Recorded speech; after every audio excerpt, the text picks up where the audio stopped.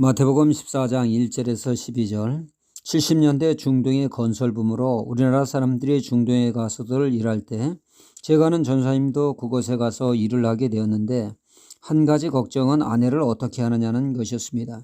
남편이 중동에 나가 일하는 사이에 춤바람 등 많은 문제가 생겨 가정이 해체되는 일이 발생했기 때문입니다.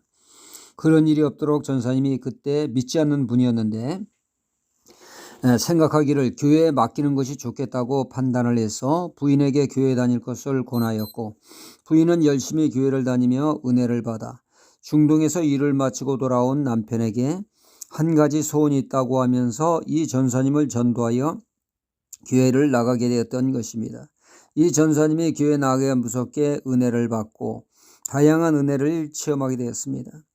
물질 축복을 받아 또 5층 건물을 소유하게 되고 건물세만 받아도 사는데 걱정이 없는 은혜를 받아 전사님이 되었습니다. 이분이 저희 교회 수박 한 덩이를 가지고 방문을 했습니다.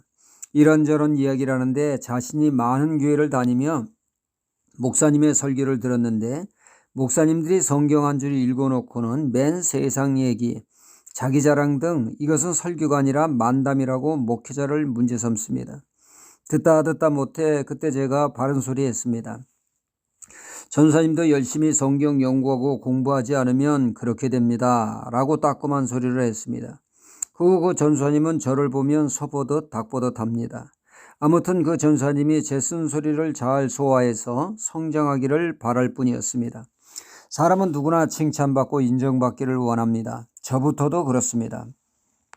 분명 칭찬과 인정이 주는 유익이 있습니다. 긍정적 자아상을 갖게 하고 자신감도 생기고 살맛 나게 하고 기가 살게 합니다. 그런가 하면 귀에는 거북한 쓴소리에도 유익이 있습니다. 오히려 칭찬보다 더한 유익이 있을 수 있습니다. 그것을 소화하기만 하면, 잘 받아들이기만 하면 칭찬으로부터 오는 유익을 뛰어넘는 유익이 있다는 얘기죠. 하지만 그것을 소화하지 못할 때 성장할 기회를 놓치고 더 큰 나락으로 떨어지게 됩니다. 오늘 말씀이 그러하죠. 예수님 당시 헤롯 왕이 이봇 동상의 아나를 자신의 아내로 삼는 불법을 행했습니다. 그것도 백성의 지도자로서 본을 보여야 할 사람이 말이죠. 이에 미스터 바른소리 세례 요한이 나서서 책망하여 쓴소리를 하게 되었고, 이에 헤롯 왕은 한 가지 악을 더해 세례 요한을 옥에 가두고 악녀 헤로디아는 앙심을 품고 세례 요한을 죽이는 데 나서 그들은 회개할 기회를 놓치고 더 큰 죄를 짓는 자들이 되었습니다. 쓴소리를 듣고 소화하는 것 결코 쉬운 일이 아님을 알 수가 있습니다. 그러기에 헤롯 왕과 같이 넘어지는 사람이 많은 것이 현실입니다. 유다 왕 중에 아사 왕이라고 하는 걸출한 왕이 있었습니다. 그는 하나님을 경외하는 왕이었고 우상을 척결하는 신앙계획을 추진했으며 100만 대군이 쳐들어왔을 때 그는 오직 기도로 하나님만을 전적으로 의지하는 믿음의 왕이었습니다. 그런 그를 하나님이 축복하셔서 태평성대를 누리게 됩니다. 오직 믿음으로 산 그가 말년에는 하나님 대신 물질을 의지하며 문제를 해결합니다. 그는 끝까지 하나님만을 의지하며 살기를 원했던 하나님은 선지자를 보내 그를 책망하게 됩니다.